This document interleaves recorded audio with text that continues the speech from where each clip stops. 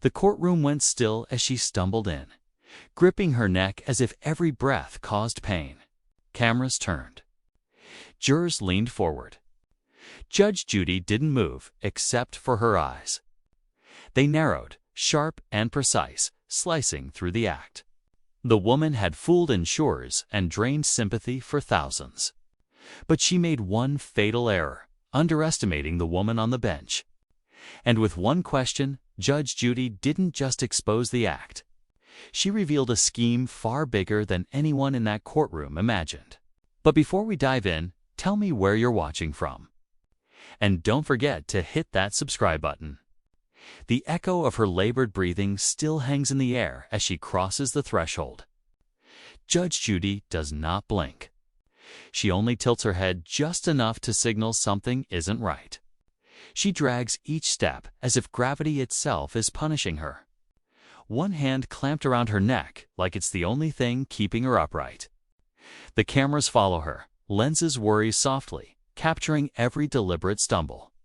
A silence settles over the room. Not the respectful kind, the curious kind. The kind that quietly but unmistakably asks, "Is this real?" The plaintiff, Michael, the mechanic she accused of ruining her life, stands stiff, shoulders squared, jaw tight. His eyes don't soften at her display. If anything, they grow sadder, heavier, as though he's watching a performance he's seen too many times before. She reaches the plaintiff's table and lowers herself into the chair with exaggerated care. A slow-motion descent fit for a stage. But the moment she thinks no one is watching, the act slips. Her posture straightens too fast. Her hand drops from her neck with suspicious ease. Then she remembers. The hand snaps back up. The wheeze returns. The audience notices. A few shift. One murmurs. Judge Judy does not. She sits perfectly still. The authority of the bench radiates like cold light. Only her eyes move, sharp and precise, analyzing every inconsistency in the woman's breathing. The tilt of her head, the tremble that appears only when someone is watching. "Good morning," Judy says, voice even. No warmth, no hostility, just clarity. A clarity the woman cannot escape. The defendant answers in a strained whisper, clutching her throat as if sound itself hurts. But the whisper is too controlled, too polished. A performance trying to pass as natural. Judge Judy leans forward slightly, elbows not quite touching the bench, studying her posture. The silence stretches long enough for the woman to feel it pressing against her skin. Michael glances at Judy, then at the defendant, then down at his hands. He rubs a grease-stained knuckle. No amount of scrubbing has ever cleaned it. He looks like a man worn down not by a legal fight, but by an endless lie. Judy finally breaks the quiet. "You claim this injury has made daily life impossible," she says. "Yet you walked in here without assistance." The woman stiffens. Her eyes glisten, not with tears, but with calculation. "I pushed through the pain," she whispers. Judy does not respond. Instead, she reaches for the folder sitting at the top of her desk. The bailiff sets another beside it, a thicker one, its edges worn, corners creased, its weight unmistakable. The woman watches the folders like they are explosives. The thicker one slides forward under Judy's hand. It lands with a soft, heavy thud, evidence she thought had vanished forever. And Judy opens it without looking away from her face. The sound of the folder opening is too soft to echo, yet somehow it does. Every eye in the courtroom follows the motion like a slow blade being drawn. Judge Judy lifts the first page with deliberate precision. No rush, no wasted movement. The defendant's breath catches in her throat, the first honest sound she has made since entering the room. Her fingers curl inward on her lap, nails pressing crescents into her skin. "This," Judy begins, tapping the page, "is your insurance claim." The woman nods with a trembling so rehearsed it borders on choreography. "Yes, Your Honor." The injury Judy raises a finger, not to silence her, but to measure her. The woman's words die on their own. The judge reads aloud, voice even, devoid of sympathy or accusation. Severe cervical sprain, daily debilitating pain, limited mobility, unable to perform basic tasks. The woman nods along in exaggerated misery.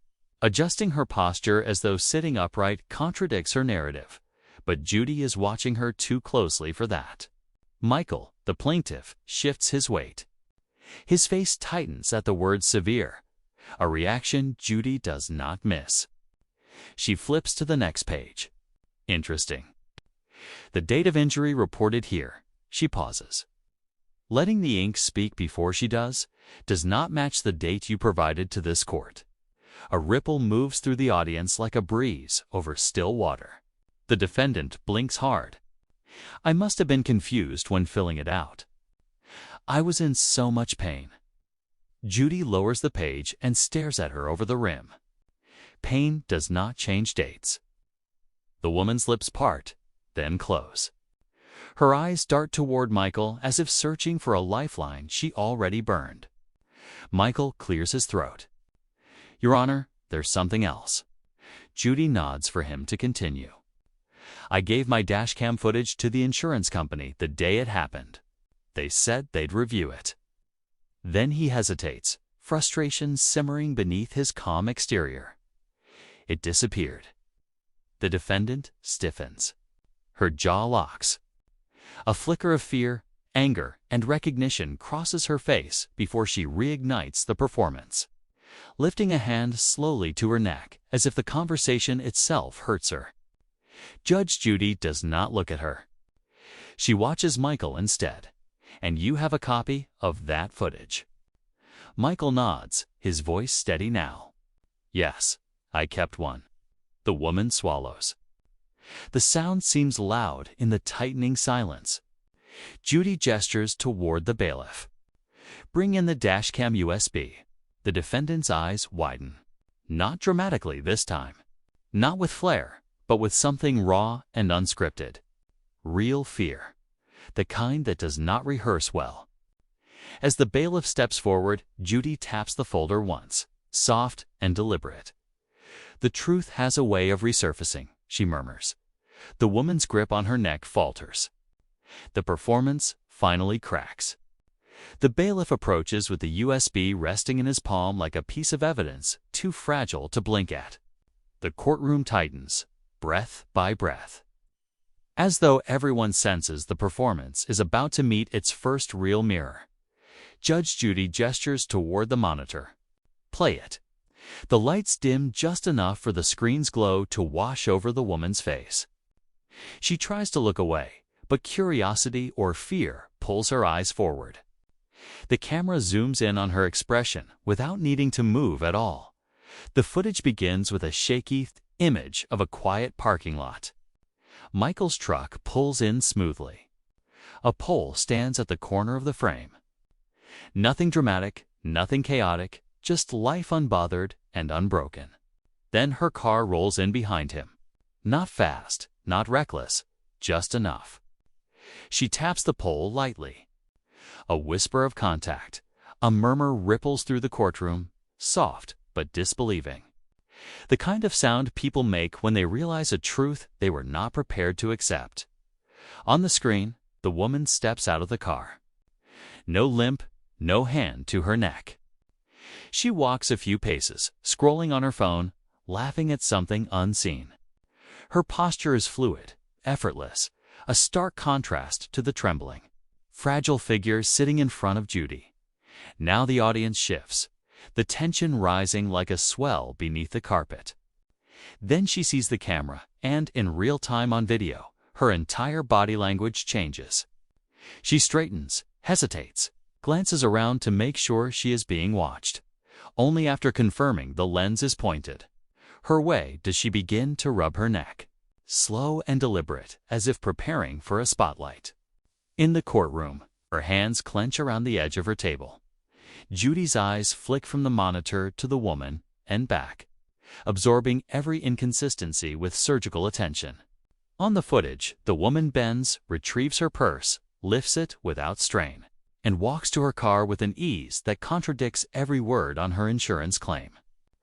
Then, 40 seconds later, she looks back at the camera and tilts her head, as if remembering the storyline she was supposed to follow.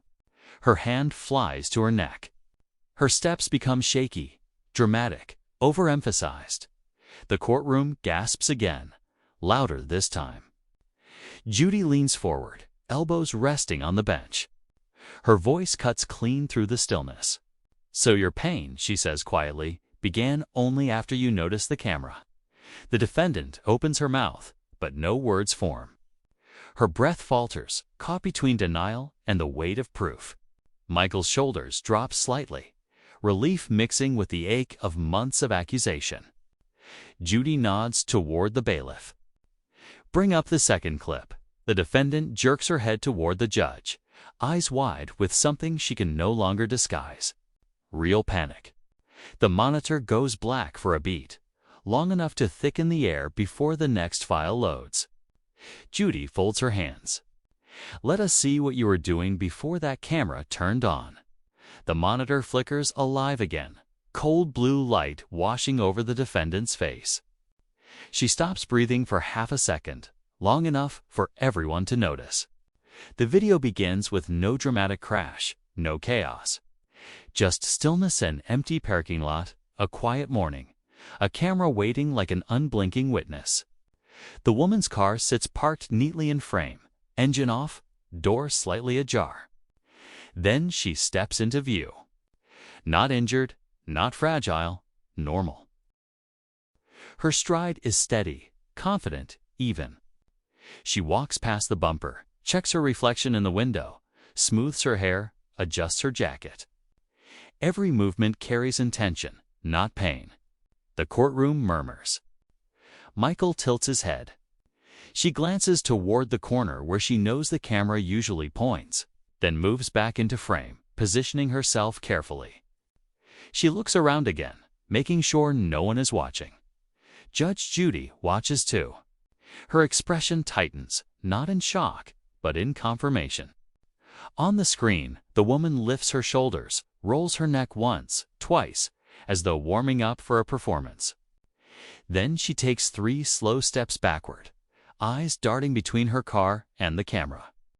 She exhales and begins the stumble, a clumsy, exaggerated wobble, one hand flying to her neck with theatrical precision.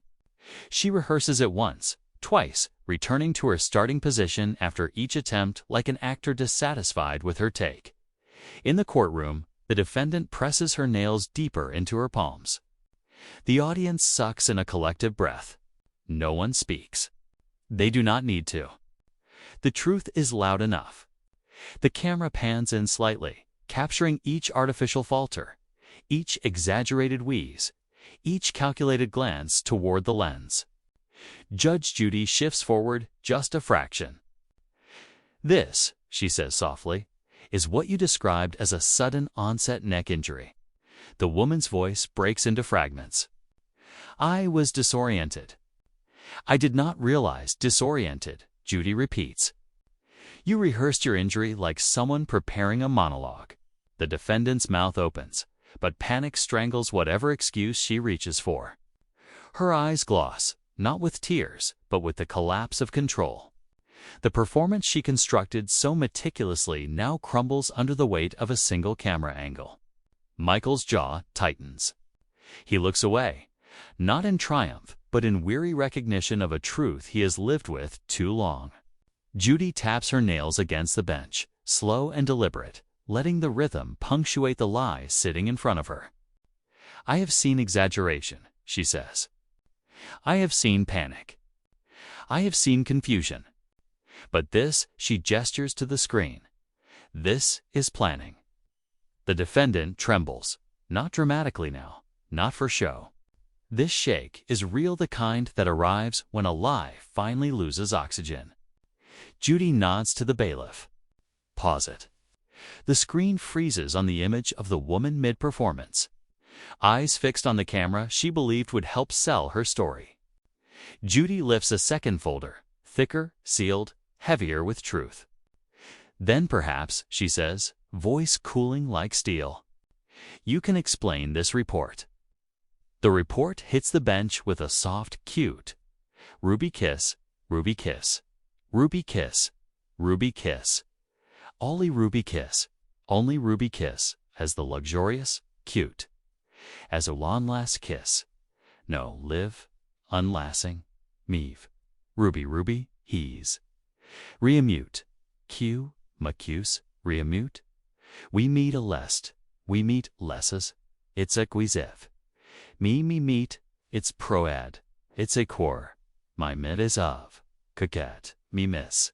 It's it, bid it. God, I miss it, gradly lie it.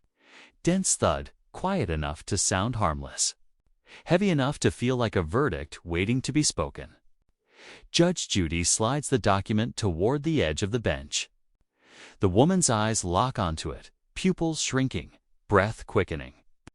This is not the reaction of someone surprised. It is the reaction of someone cornered. "This," Judy says, tapping the cover, "is your physical therapy attendance log." The defendant nods too quickly, too eagerly, like someone trying to agree with the truth she has not heard yet. Judy flips the first page. The courtroom watches the paper lift, hover, then settle again. She reads silently at first, scanning, eyes narrowing by degrees, so subtle but so lethal. Then she speaks. "You were scheduled for 12 sessions.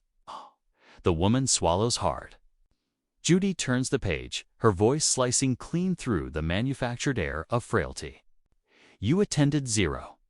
A ripple of disbelief radiates through the courtroom shoulders, shifting, whispers dying as fast as they begin. The defendant's mouth drops open, but no sound escapes.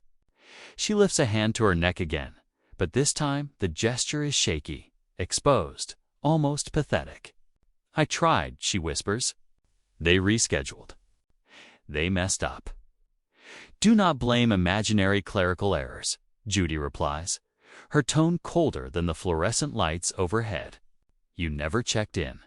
Not once." Michael exhales sharply through his nose. The kind of breath someone releases when a truth they have been carrying finally finds its voice. He steps forward, not close enough to threaten, but close enough for his presence to be felt. "Your Honor," he says quietly, "she told everyone in town her therapy bills were drowning her. She demanded I take responsibility for her pain."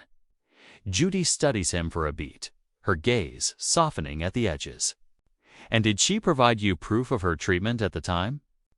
Michael shakes his head. "Just stories. Lots of stories." The defendant snaps. "You ruined my life. I could not work. I was suffering, suffering." Judy repeats, tilting her head. "You had time to rehearse for cameras, file false claims, and stalk this man's business, but not attend a single appointment meant to heal you." The woman's jaw trembles. Her eyes dart, searching for an escape hatch in a courtroom built to hold truth. Judge Judy closes the report with a finality that hangs in the air. "This is not confusion," she says quietly. "This is a pattern built on lies, a pattern built on exploitation, a pattern finally unraveling under the fluorescent lights in a court that has seen arrogance in every disguise." The defendant's breathing turns shallow. The facade is slipping faster, now her voice smaller, her hands unsteady, her eyes glossy with the kind of fear that does not need acting lessons. Judy leans forward, elbows resting on the bench. "Tell me," she asks, voice calm but ironclad, "why were you collecting benefits for treatments you never received?" The woman opens her mouth, but no answer comes. Silence clings to the courtroom like thick, suffocating humidity. And in that silence, her performance finally begins to betray her. Her lips part, but the words do not come, not even a lie. Her breath stutters, hitching in uneven bursts, as though the weight of reality is pressing against her chest. Her hand slips from her neck, not dramatically, just momentarily. And for the first time since she entered the room, she forgets to pretend. Judge Judy notices immediately. Answer the question, she says, voice calm, cool, almost gently, kind of gentle that makes truth unavoidable. The woman's eyes flick to the audience, searching for sympathy. But all she finds are faces carved in quiet disbelief. A mother clutching her purse tighter. A young man shaking his head slowly. Even the bailiff's expression, usually unreadable, has edged into something close to disappointment. Her throat tightens. I was overwhelmed. Everything was happening so fast. I could not keep up. Judy tilts her head. But you kept filing claims. The woman blinks rapidly, lashes fluttering in frantic bursts. Because I needed help. She jabs a trembling finger toward Michael. He ruined everything. My job, my finances, my reputation. Michael interrupts softly, not loud, not accusatory, just worn down. You told customers that I injured you on purpose. You showed up at my shop crying. You filmed my employees. The woman flinches, not from pain, but from exposure. You do not understand, she whispers. People only listen when I am hurt. Judy finishes for her. Is that the word you are reaching for? The woman's face twists, denial and confession tangled into one fragile expression.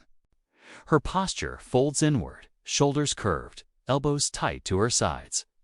She looks smaller now, meeker, but smaller. Like the spotlight she once craved has grown too hot to stand in. Judy's eyes narrow with something. Sharper than judgment. Clarity. You have created injury when you needed attention. You have created trauma when you wanted leverage. And you have created a villain when the truth stopped serving your narrative. The woman's breath shudders. Her eyes brim, not with theatrical tears this time, but with the dawning realization that her story is collapsing around her. Michael rubs his hands together. Anxiety and relief warring silently on his face. Judy's voice softens, not mercy, but certainty. This is not about pain. This is about power. A single tear slips down the woman's cheek. She does not wipe it. The audience shifts again, the mood tilting from anger to uneasy sympathy, as if witnessing the unraveling of someone who has never learned to live without pretending. Judy leans back. And since you refuse to answer, perhaps the investigator will. The woman's head jerks up. The what? The side door opens. Footsteps echo softly as a man enters with a clipboard tucked beneath his arm. Judy's gaze stays locked on the defendant. Did you forget the investigator? If you were sitting in that courtroom, would you speak up or stay silent as her story unraveled? The door closes behind him with a soft click, but the sound lands like a gavel strike. The defendant's spine stiffens. Her hands clasp together, knuckles whitening. An instinctive brace against the truth walking toward her. The investigator moves with quiet confidence. Each step measured, every detail controlled. He carries a clipboard under his arm, not dramatic, not threatening, but powerful in its simplicity, the kind of object that ends stories, not begins them. Judge Judy nods. State your name for the record. Daniel Mercer, he says, voice calm, steady. Lead field investigator, Crestline Insurance. The defendant's face drains of color. There is no performance in that reaction. No theatrics, just raw, unedited fear. Judy gestures lightly. Tell us what you found. Mercer opens the clipboard. Papers rustle a soft whisper that somehow makes the woman flinch.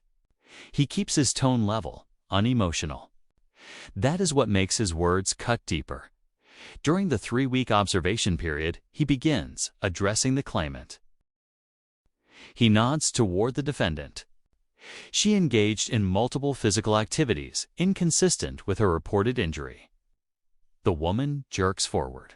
You followed me? You stalked me. Mercer does not even look at her. All surveillance was conducted with full legal authorization. He flips the page. Documented. Judy watches the defendant's reaction more closely than the report itself, the tremor in her hands, the nervous swallow, the way her eyes dart toward the exit before snapping back. Mercer continues. I observed her lifting grocery bags into her car, reaching overhead for bulk items, bending without hesitation. Oh. He turns another page. She also attended a beginner dance class at the community center. A wave of murmurs spreads through the courtroom. Someone exhales sharply. Even Michael glances sideways at the defendant, confusion tinged with disbelief. The woman's voice rises, thin and stretched. I was trying to stay active. Movement is good for healing, my therapist said. You never saw a therapist. Judy cuts in, voice calm but immovable. And you did not attend a single session you were scheduled for. The woman goes silent, mouth trembling around a lie that never forms. Mercer resumes reading. On 3 occasions, she was seen jogging short distances. No visible discomfort, no restricted mobility, no protective neck brace. The defendant's eyes shine with panic. I was testing myself. I needed to know my limits.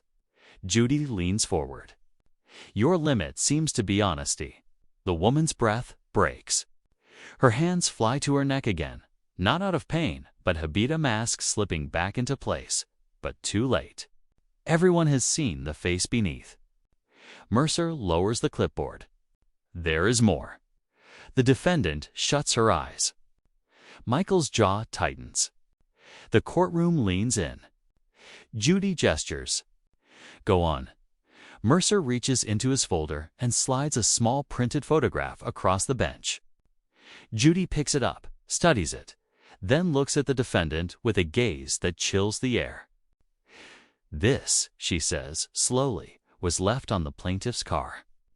The defendant's entire body freezes, not like an actor caught off cue, but like someone who realizes the script is no longer hers to control. Michael stares at the photo in Judge Judy's hand, his jaw tightening with a quiet anger the courtroom has not yet seen from him.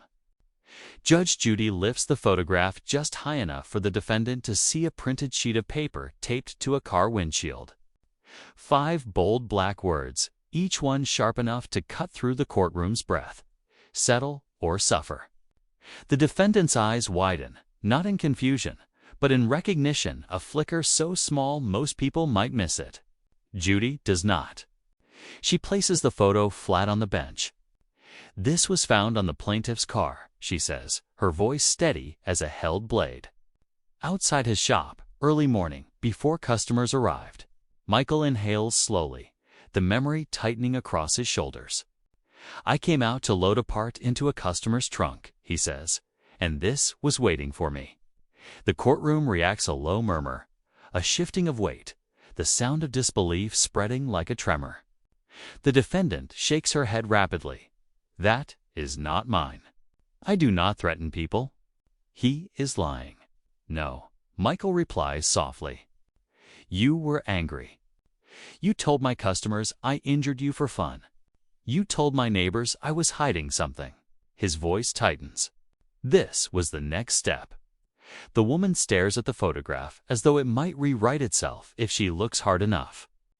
It must have been a prank, someone trying to stir things up. Mercer clears his throat. The handwriting matches the intake form she filled out for her insurance claim. He slides another paper forward side-by-side samples. The match is undeniable. The defendant's breath catches.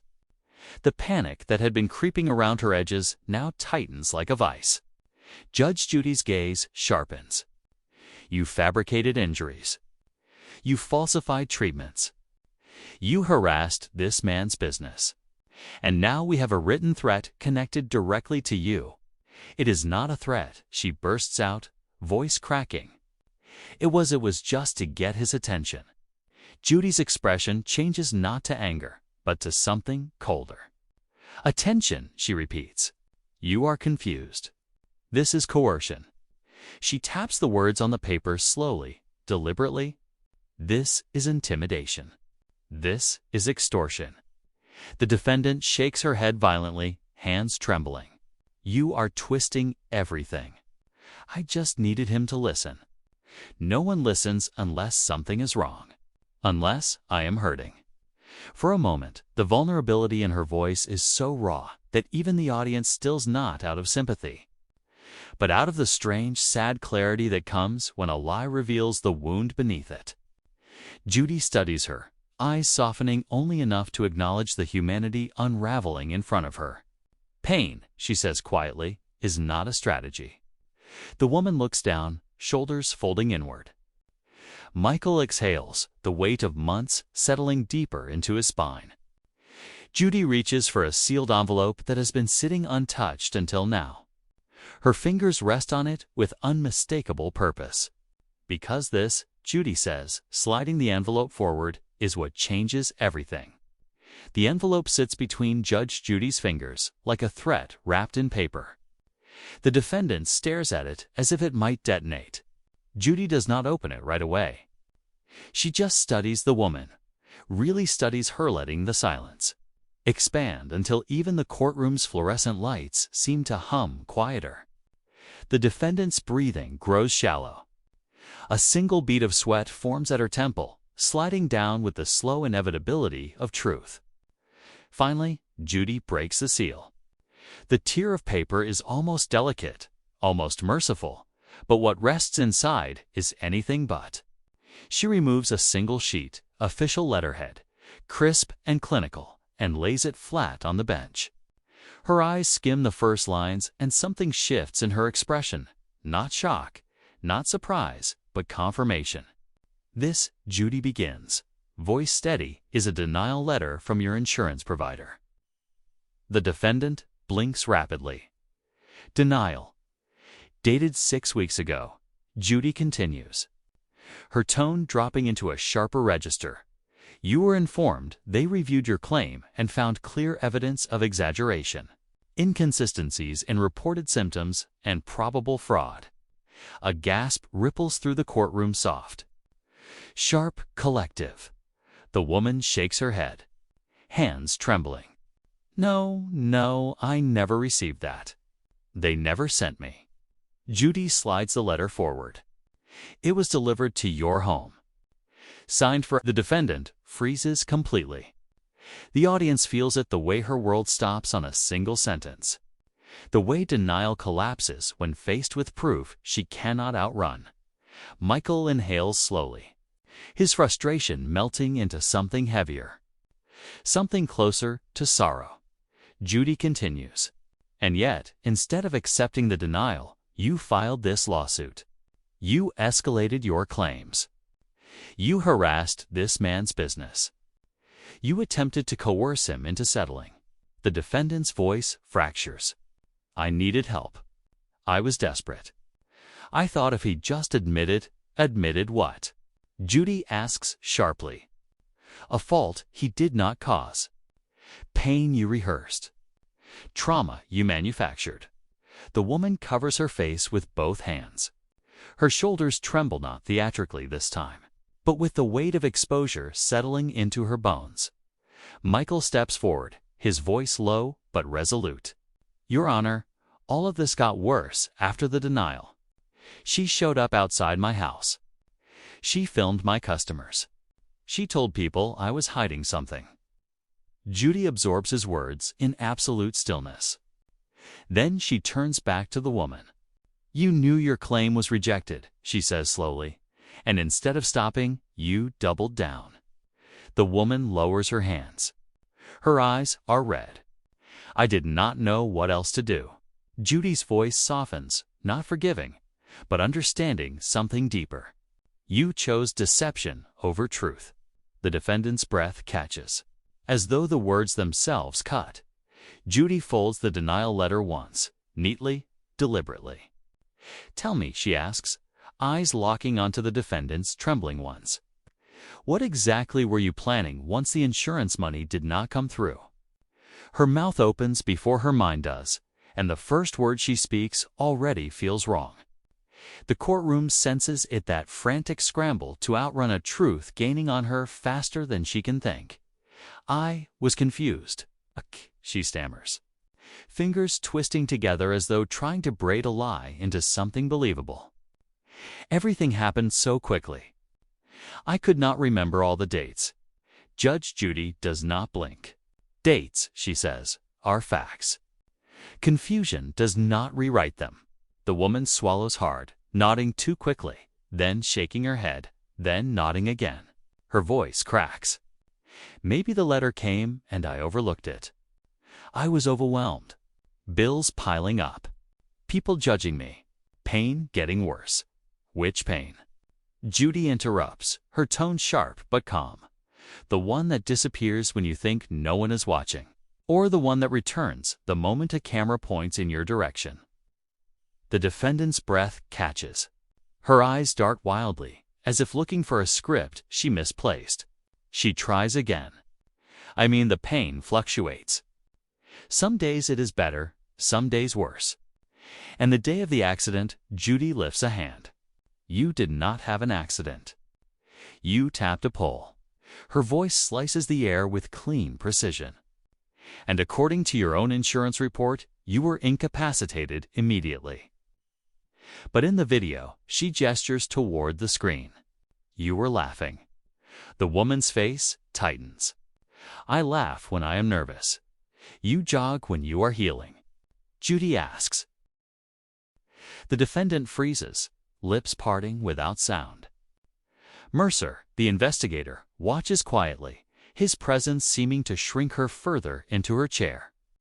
Michael stands motionless, hands folded, eyes burning with attention he has earned. The woman presses forward suddenly, grasping for control. You do not understand. People do not help you unless you show them you are hurting. They ignore you if you look strong. They dismiss you. Her voice rises, not in anger, but in desperation, a confession, masquerading as justification. Judy leans in slightly. So you chose to look injured even when you were not? No, she cries, then softer. Maybe not at first, but things got worse. The stress made everything feel real. I felt trapped. I felt like nobody believed me. Her words crumble under their own inconsistency. Judy's voice drops into something almost gentle. Truth does not need rescuing. Lies do. The woman's shoulders fold. Her breathing grows jerky, shallow. She looks at Michael really, looks at him for the first time without accusation. I just needed him to take responsibility, she whispers, for what he did not do. Judy asks. The defendant's eyes glisten. Her chest rises and falls. Her silence is louder than any excuse she has offered. Michael shifts his weight, hesitation flickering across his expression. Your Honor, he says quietly, there's something else I need to say. Judy turns toward him, sensing the emotional shift like a drop in atmospheric pressure. Michael steps forward, voice low, steady, painful. I did not want to bring this up, but I think you need to hear it. His voice trembles, not with fear, but with the heavy reluctance of a man about to open a door he never wanted to touch again. The entire courtroom leans toward him as if the truth itself is straining to be heard. He swallows once, eyes fixed on the floor. Thumb rubbing over the same grease-stained knuckle he's clung to through every tense moment today. When he finally raises his gaze, it flickers toward the defendant, not with anger, but with something far more piercing. Recognition. Your Honor, he begins, voice steadier than his hands. I've seen her before, long before this happened. The defendant stiffens instinctively, involuntarily. Her eyes widen just enough to betray that she knows exactly where this is going. Judy catches everything. Go on. Michael inhales sharply, as if drawing courage from somewhere painful. 2 years ago, my brother owned a small repair shop across town, a place he'd worked at since he was 17. His jaw tightens. She showed up there. Same story, same injury, same neck brace. The defendant's breath stutters. That's not sure, confusing me with no, Michael says, his voice cracking for the first time. I remember you. I remember the way you held your neck. I remember the exact words you used. Settle. Or this will cost you more than you can afford. A gasp rolls through the courtroom. Judy's eyes narrow with surgical precision. She turns to the defendant. Do you deny being at his brother's shop? The woman's mouth opens, but the sound that comes out isn't denial. It's a thin, fractured whisper of someone cornered by her own past. I was struggling then. I didn't mean things got complicated. Michael presses a hand to the witness stand, grounding himself. My brother paid her. He was terrified of losing everything. He ended up closing the shop a year later because he couldn't recover financially. The room sinks into a hush so deep it feels like gravity itself is holding its breath. The defendant's facade finally cracks, not with anger, but with something far more human: shame. A tremble runs through her fingers, not calculated this time, but raw. Judy speaks softly. Why didn't you mention this earlier? Michael sighs, shoulders sinking. Because my brother made me promise not to drag it back up. He didn't want more trouble. Didn't want to be part of anything messy. But watching her do the same thing to someone else, I couldn't stay quiet. The defendant's eyes glisten. She presses her hands together as though trying to hold herself together. Judy studies her with an expression no longer just judicial. It's contemplative, almost mournful. You've built this pattern long before today, she says quietly, and now it's unraveling because the truth always does. The defendant closes her eyes just for a moment. But in that moment, something breaks inside her, not a mask, not a performance, something real. Judy leans forward, voice barely above a whisper, yet sharp enough to cut through the silence. Tell me, Miss Parker, did you build your entire life around pretending to be hurt? For the first time since stepping into the courtroom, she doesn't reach for her neck. Her hands fall to her lap, empty, like she's forgotten what they were supposed to pretend to hold. Her eyes remain closed for several heartbeats, trembling beneath the lids, as if keeping them shut might keep her past from spilling into the room. When she finally opens them, there is no script left in their reflection. No character, no performance, only the exhausted truth of someone who's run out of lies to lean on. Judge Judy lets the quiet linger. It's not a trap. It's an invitation. The defendant swallows, throat tight. I didn't set out to hurt anyone, she whispers. It got away from me. Judy's voice softens, not sympathetic, but careful. Explain. She looks down at her hands, fingers trembling as if remembering all the roles they've played. The first time I got hurt, really hurt, it was years ago. People noticed me. They checked on me. They cared. Her voice wavers around the memory, fragile and frayed. When I got better, everything went quiet again. The audience shifts, expressions complicated, not forgiving, but no longer purely condemning. So, I exaggerated. She admits, just a little at first, enough to feel seen. Michael watches steadily. Jaw tight, but there's no triumph in his eyes. Only a tired sorrow for a truth he never wanted to understand. The woman continues, voice cracking in places she can't control. And when money came in, once it felt like a solution, like I had finally found a way to breathe. But then it wasn't enough, and I kept going, and each time it got easier to pretend. Judy doesn't interrupt. Her silence is permission. It stopped being about attention, the woman whispers. It became survival, a habit, a cycle, and after a while, I didn't know how to stop without everything falling apart. Her chest rises and falls. I didn't mean to ruin your brother, she says to Michael, voice trembling. I swear I didn't. I wasn't thinking about anyone else, just keeping my life from collapsing. Michael exhales, a sound laced with months of frustration and a flicker of empathy he didn't expect to feel. Judy folds her hands. Her expression is unreadable, but her eyes hold something closer to humanity than judgment. "Patterns like yours don't come from nowhere," she says quietly. "They come from fear, from wounds you never let heal. But fear does not excuse harm, and wounds do not justify new wounds." The woman nods through silent tears. "You've built a life around being hurt," Judy says. "And in doing so, you hurt everyone around you." Her shoulders sag. The performance, every tilt of the head, every calculated tremble finally dissolves into something raw and unarmored. "I don't know who I am without it," she whispers. Judy's gaze softens, not in forgiveness, but in recognition of a truth too long ignored. Many people live quietly. Understanding is not the same as excusing. The defendant's eyes widen, bracing for the consequences she knows must come next. The courtroom feels oddly hollow, like the air has thinned, leaving only the weight of everything she has just admitted sitting in the space between each heartbeat. Judge Judy lets the silence settle not as punishment, but as acknowledgement. Confessions carry weight, and this one has shifted the entire room.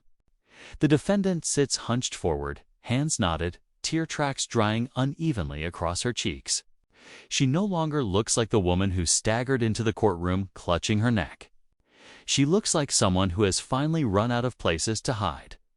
Judy inhales calmly, then turns to Michael. "Tell me," she says, gentle but firm, "how has all of this affected your business?" Michael's jaw tightens, not in anger, but in restraint. "It's been bad, Your Honor. Real bad." His voice wavers for the first time. People heard her stories. They assumed the worst.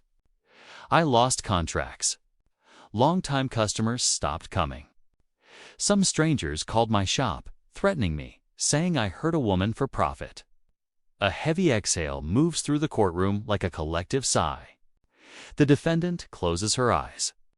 The pain in her posture is no longer feigned. "I tried to tell people it wasn't true." Michael continues, but lies spread faster, louder. "The more she talked, the more I had to defend myself." He pauses, wiping a hand across his face. "I started having trouble sleeping. My employees were scared we'd shut down." His voice cracks. "And my brother kept telling me not to make the same mistake he did, but I didn't know how to stop it." Judy nods slowly.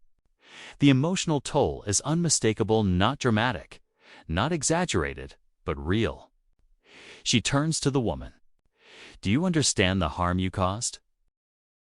The defendant looks up, eyes swollen, glassy, unguarded.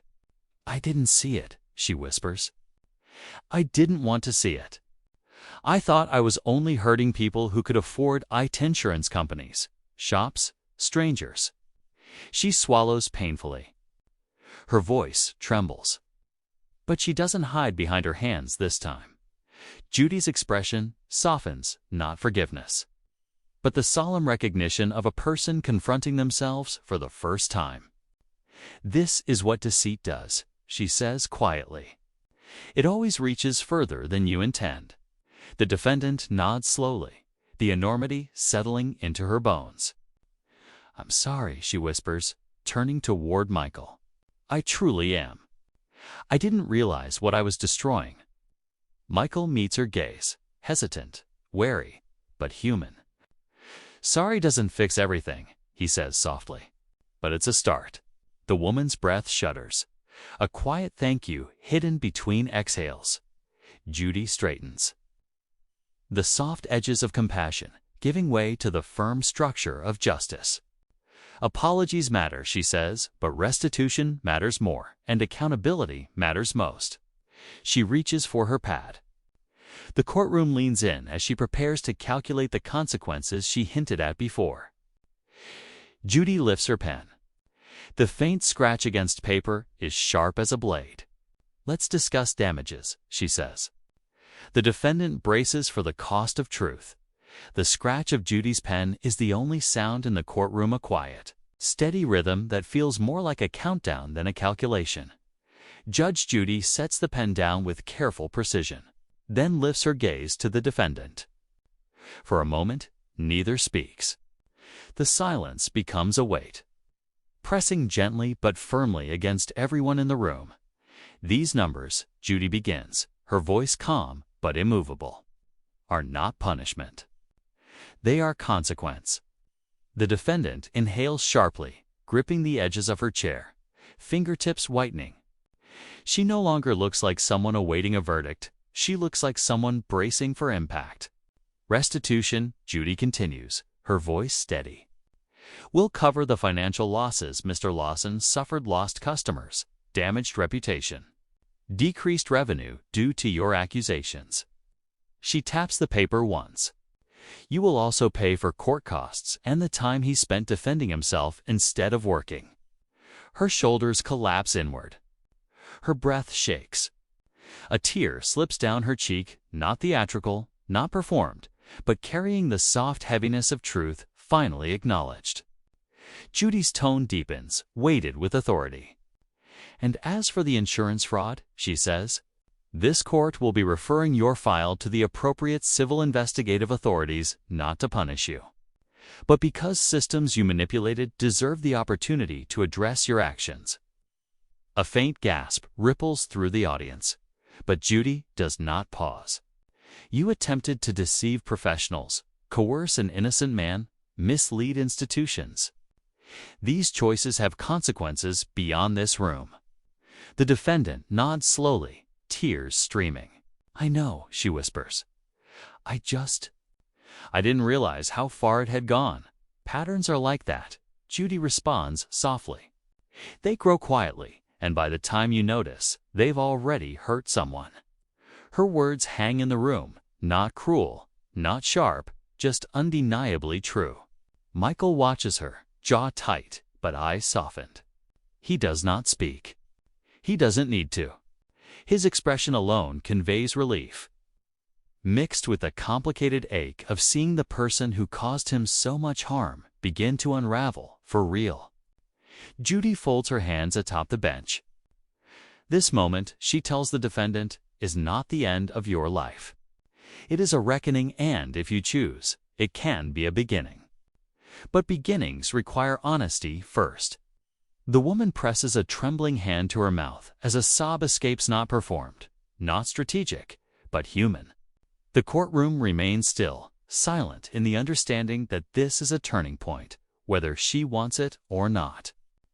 Judy gives her a moment, then transitions the focus. Mr. Lawson will now have the opportunity to respond before I close this case. Michael looks up, lips parting, gathering the words he has held inside for months. Judy turns fully to him. Is there anything you want to say before I deliver my final ruling? His answer hangs in the air, reshaping the room with the weight of everything he has endured. After a pause, he speaks softly. I don't want revenge. I just want to go back to my life, fix cars, take care of my family, and stop being afraid every time someone walks through my shop door. The defendant lifts her head, readied and trembling. His words strike deeper than any accusation, cutting through pretense and exposing the human cost of her actions. For the first time, she seems to truly grasp the weight of her choices, not as numbers on a restitution sheet, but as fragments of another person's life she fractured. Michael continues, voice steadying. I don't want her destroyed. I just need this to end. Judge Judy nods once, her posture straightening, the authority of her seat filling the room with a quiet thunder. Then let's bring this to its conclusion, she says. The defendant closes her eyes, bracing, but Judy's tone is measured, controlled, deliberate, far less cruel than the woman expects. Based on the evidence, Judy begins, including falsified injury claims, harassment of the plaintiff, and attempts at coercion. The court orders full restitution to Mr. Lawson for his financial losses and damages to his business. She taps the paper gently. You will repay what you cost him. That is non-negotiable. A soft, genuine sob escapes the defendant's small, but real. Judy continues. Additionally, your insurance fraud file will be forwarded to the appropriate civil authorities. This court does not handle criminal matters, but those who manage fraud investigations will decide how to proceed. The woman nods, trembling so violently her chair seems to vibrate. I understand, she whispers, no argument, no performance, just acceptance. Judy studies her, then clarifies. I want to be clear. You were not punished today for being wounded. You were held accountable for pretending to be.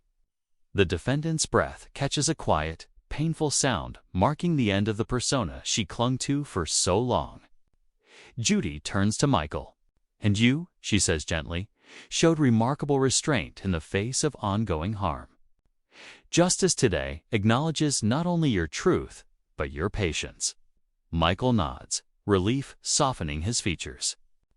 Judy lifts her gavel, pausing just long enough for her final words to settle beside the hearts of everyone present. Pain, she says, is not a costume. Do not wear it unless it is real. The defendant lowers her head. Michael closes his eyes. The courtroom holds its collective breath. The gavel falls a single sharp note of closure.